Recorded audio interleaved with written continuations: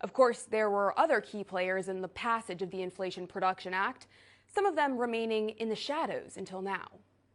It should come as no surprise that billionaire Bill Gates was behind the effort to ram through Biden's reckless tax and spend climate ruse. The Microsoft mogul began whining and dining Manchin and other senators in 2019, pushing for clean energy policy. He also pressured Senate Majority Leader Chuck Schumer on the subject as recently as last month, urging him to get his party on board with the green energy scheme. Gates has also been quietly snapping up farmland across America, drawing the attention of South Dakota Congressman Dusty Johnson. Johnson wants the Microsoft founder to testify about his actions, noting that Gates is an outspoken critic of America's consumption of red meat in order to reduce bovine flatulence. Animals that can eat grass have very unusual stomachs that have these bacteria that are methanogenic in there, and so they leak natural gas both out the front and the back. And so people have said, well, let's change the hay or throw some things in there. And nobody knows how to get rid of no one knows how to get cows to stop farting. Exactly. It's all starting to make sense. If Gates buys up all the farmland, there will be fewer cattle pastures. If there are fewer cattle pastures, there will be fewer cattle. If there are fewer cattle, there will be a reduction in bovine emissions. And just like that, the global warming, aka climate change problem, will be solved. Surely you can't be serious. I am serious. And don't call me Shirley. Unfortunately, the liberal progressive madness doesn't end with Bill Gates, not by a long shot. These radical leftists are taking it a step further in their campaign to kill red meat, calling for a tax on beef. These clowns, emboldened by the passage of the Inflation Production Act, now have the audacity to demand a meat tax. Researchers say taxes could go as high as 56% for beef, 25% for poultry, and up to 19% for lamb and pork. These leftist lunatics want to put the price of meat out of reach for most Americans, leaving them no choice but to buy plant-based food, or worse yet, nobody likes me, everybody hates me, I think I'll go eat worms. Great big juicy ones, teeny weeny squeamy ones, see how they wiggle and squirm. Now, with the left's call for taxing meat and Biden signing the new liberal green dream into law, the impending push to turn us all into bug-eating vegans is becoming even more apparent. Wait, what's that you say? Eat bugs? Yeah, that's right. Billionaire elites like our trusty old pal Bill Gates is suggesting synthetic beef like Beyond Meat is a key part of climate action. According to Bill, all rich countries should move to 100% synthetic beef. Don't mind the fact that he's a direct investor in the brand. This is what must be done to stop global warming. Eat bugs and be happy. Yeah, I know, it's funny now, and it may even seem like just another crazy far-fetched conspiracy to some, but this is one of many components that they're using to usher in their plan for a full government takeover. They want to control the food supply so they can eat and live lavishly while the peasants and the plebeians get forced into mass starvation. They start by making it trendy, just as they did with veganism. Do a quick YouTube search. You'll find just about every celebrity is touting a plant-based diet these days. I've been vegan for almost 20 years. If they tell you people to be strong, don't bite. And I became vegan, and becoming a vegan, it gave me another opportunity to live a healthy life. How does it stay good? No meat. No meat? What do you have, man? Well, we've always loved animals, and we choose not to eat animals. We choose a vegan and vegetarian lifestyle. If you think about it, that's moral. If you think about veganism as well. Please, man, wrong to me. We must slaughter the animal, torture the animal. Right. My favorite question is when people say, why do you eat? You know? And I list all the things that they also eat just without thinking about it being vegan, right? The number one thing that you can do is to just stop eating or cut down on your consumption of meat and dairy. Now, while I personally believe veganism is a scam and a hoax, and I think God created us to be carnivores, I also believe that if someone chooses to be a vegan, they can. It's entirely up to the individual, which is why I don't need Bill Gates telling me what I can and can't eat. But as the elites gain more power and more control, as the Biden regime pays off farmers to stop farming, as Bill Gates buys up farmland and China purchases tens of thousands of acres of U.S. soil, all to combat the supposed climate crisis, we find ourselves approaching very scary and very dangerous territory. It truly baffles me as I witness the ongoing decay of our nation and the daily efforts from the powers that be work tirelessly to destroy the greatest country in the world. We're witnessing it all firsthand. Food shortages, empty shelves, skyrocketing inflation, gas prices higher than Hunter Biden, and now a freaking meat tax? But no one seems to care because too many Americans are too lazy and too distracted with whatever liberal propaganda they're being fed from CNN or TikTok. Why must we all sit around and allow this to happen when we could all unite and take action? The same government overreach is happening right now in Holland and Germany. Politicians there recently closed dozens of farms and cattle ranches to comply with the EU's new regulations on nitrogen pollution. And you want to know what the Dutch farmers' response was?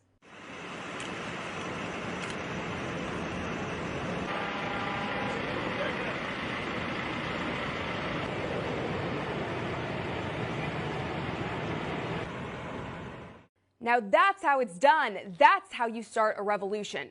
We should all know by now that you cannot comply your way out of tyranny, and the Dutch are leading by incredible example. So why can't we do that here in America? Why are we allowing these evil elites to dictate our lives? Why can't we all man the hell up and fight back? I don't know about you, but I think it's somewhat ignorant to rely solely on elections to make these essential changes that our country so desperately needs, when it's become abundantly clear that our entire system is rigged and corrupt.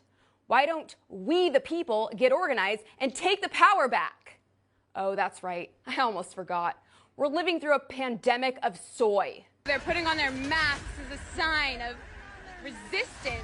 Oh my God! Oh, look at that! Oh, soy overload. Oh.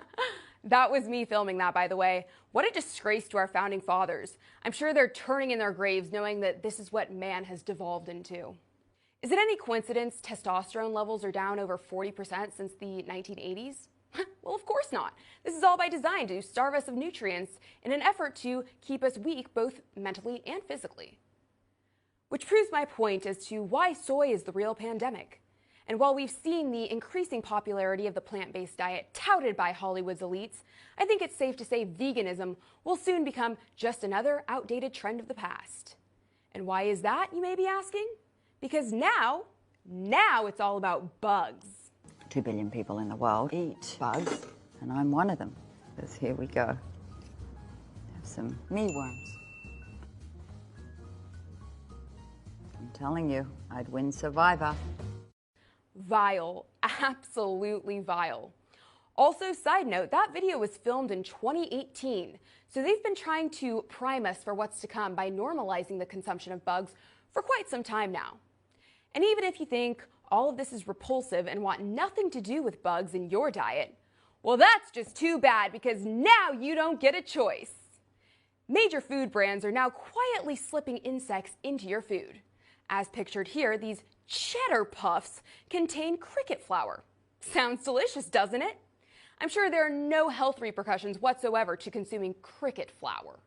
Or most of the food that is available in grocery stores nowadays, for that matter. Keep eating cheese puffs and Skittles, everyone. And we'll stay right on pace for the Agenda 30 New World Order. Make Bill Gates proud. Do your part. If you want any chance at saving the earth, then it's your civic duty to reduce your meat consumption and bow before the bug.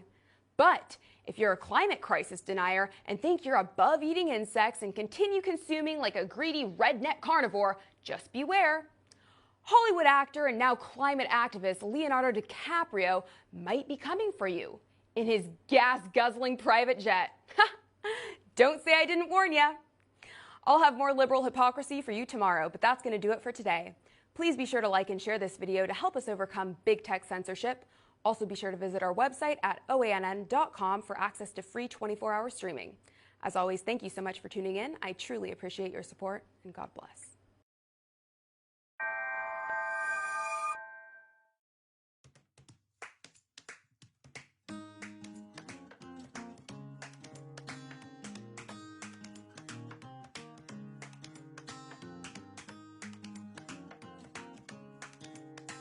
Fertilizer is magic. We couldn't grow enough food to feed a third of the world if we didn't have this incredible addition that drives crop productivity. And so teaching farmers about it, getting them enough credit, making sure they're getting exactly the right fertilizer, it's a very important part of increasing yields for poor farmers. Africa uses almost no fertilizer. African yields are less than half of the U.S., and in parts of Africa, like Tanzania, it'd be more like a quarter to a fifth the yield. Fortunately, scientists have been working on getting soil so it yields the best it can, picking the right blend of fertilizer, where you have to go and look at your soil and see what's missing there. The world has gotten awfully smart about that. Bringing that knowledge to the smallholder farmer, we have a lot of work to do there. So if we can get this going, get the supply chain right, this can work. Part of that is education, part of it's infrastructure. It costs money to move fertilizer into the interior of the country, or if you want to sell those crops, to move them out. So as they get roads and railroads in, this type of intensification where fertilizer is necessary, that'll be a big deal. It's a huge upside when we do it right.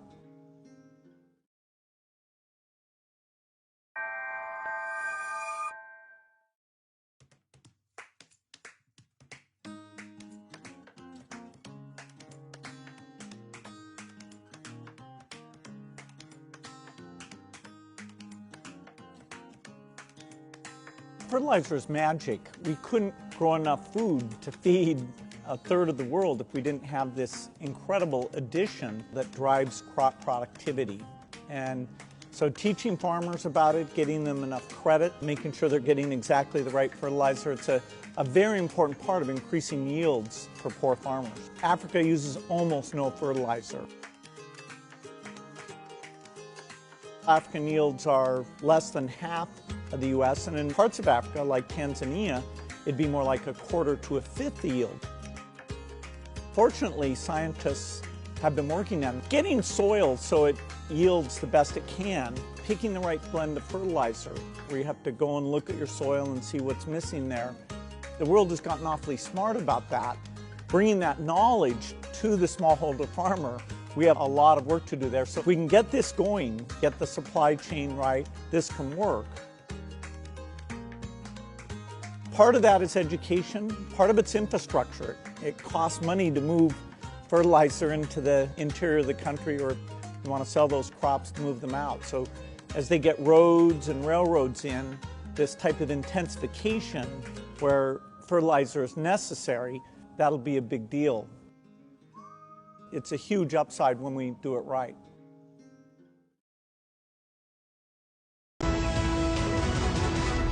We're showing the land owned by Bill Gates throughout the United States in a graphic here. It adds up to almost 270,000 acres. Yep. That's a lot of land. It's not like Mr. Gates has necessarily embraced the values of our community, of our state, of rural America. That was last month that we brought you the story of Bill Gates sneakily buying up 2,100 acres of North Dakota farmland, and he did it under the cover of a trust.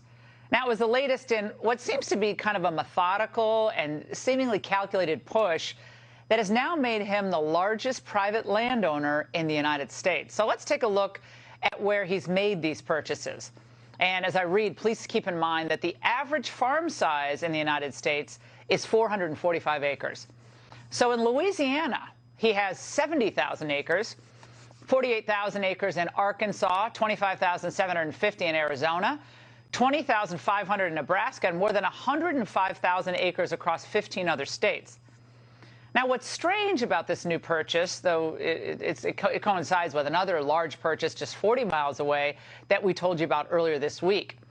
Fufang, which is a CCP-linked company, bought more than 300 acres of farmland in Grand Forks, North Dakota. That's just 20 minutes from a U.S. Air Force base. Now, of course, Bill Gates insists there's no connection between his land grab and China's in the same general region, but it's unclear to us exactly what Gates intends to do with all this land. As a result, one Republican lawmaker is now demanding answers. Congressman Dusty Johnson of South Dakota is asking the House Ag Committee to haul Gates in to testify immediately. And he joins me now. Congressman, thanks for joining us tonight. Has the chair responded to your request yet? No, I haven't heard anything yet, and honestly, I don't expect that we will anytime soon. I get the sense from the Democrats in Congress that they are not anywhere near as concerned about the Chinese purchases and the purchases by Bill Gates as they should be. Now, we know Bill Gates is into the kind of engineered meat alternative to beef and other livestock. He's discussed this at length. And there's a concern that, you know, people want to pull agricultural land out of production. They're already doing it in Europe. And here's Gates last year, Congressman, boasting about this anti-beef crusade he's on. Watch. Gates has invested in 2 companies making plant-based meat substitutes, but farming the vegetables used to make many meat alternatives emits gases as well. So Gates is also backing a company that's created an entirely new food source. This company, Nature's Find, is using fungi, and then they turn them into sausage and yogurt. Pretty amazing. Congressman, this is not what you want to hear from the country's biggest farm landowner. So fungi and I guess insects, is that what it's come to? Well, he may say that it sounds pretty amazing. It sounds pretty disgusting to me. But listen, we can let the free market work. Maybe he's got a product that'll end up being great. I kind of doubt it is ever going to beat great American beef. But I think the problem is that he doesn't just want to serve the marketplace. He wants to impose values. Yes, Bill Gates has said that no American should be eating red meat. In fact, he said that in developed countries, nobody should be eating beef unless it's grown in a laboratory. He has an interest in imposing those kind of values. And the fact that he's snapping up all of this land makes me curious what in the world he's going to do with it. And is it related to that mission that he's got? Well, he's obviously a big greeniac, climate change guy, and livestock produces methane gas. And so they're at war with the beef industry. We all know that. And Gates, by the way, took to Reddit to explain the land grab, claiming that it's not connected to climate. The agriculture sector is important. With more productive seeds, we can avoid deforestation and help Africa deal with the climate difficulty they already face. Is this about seeds now, Congressman? Well, listen, maybe it is, but that's why it's important to get Bill Gates in front of Congress. He's a smart guy. He's not going to be scared of answering some of these tough questions. What we know is that 270,000 acres of farmland, you could grow 50 million bushels of corn there. You could feed thousands upon thousands of cattle. If he were to make a decision one day that he didn't want to run cattle on that land, and if we were to see a drastic drop in the herd size in this country, that could have a marked and significant impact on the price of beef in this country and elsewhere. If we're going to have somebody with that kind of power over the marketplace, Congress would not be doing its job if we didn't ask some difficult questions. Well, if we don't have a problem with the CCP buying up this land, I mean, of course, Congress is, except for you and a few others, not going to have a problem with Gates doing. But, Congressman, we really appreciate it. We'll be following this story.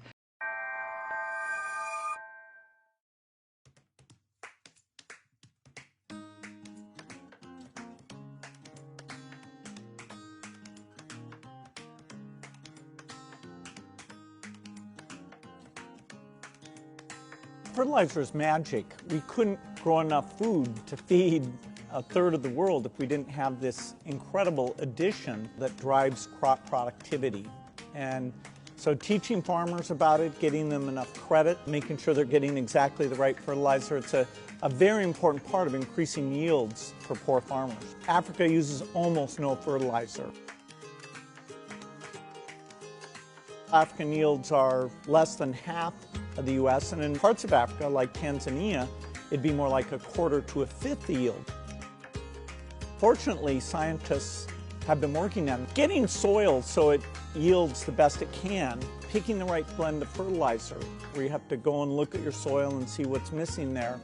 The world has gotten awfully smart about that. Bringing that knowledge to the smallholder farmer, we have a lot of work to do there. So if we can get this going, get the supply chain right, this can work. Part of that is education, part of it's infrastructure. It costs money to move fertilizer into the interior of the country, or you want to sell those crops to move them out. So as they get roads and railroads in, this type of intensification where fertilizer is necessary, that'll be a big deal. It's a huge upside when we do it right. Food crisis. What the heck is the Bill and Melinda Gates Foundation doing, buying up farmland? What's happening in the Netherlands? What had happened in Sri Lanka? I'm going to do an in-depth episode today talking about, well, what I found. These programs appear to be part of, well, a program of the World Economic Forum. Yes, the Bill and Melinda Gates Foundation are directly involved in a lot of this as well. All of it seems to be tied into United Nations programs around Agenda 2030. Long story short, it appears that what people suspect to be the case does appear to be the case. I'll show you the evidence today.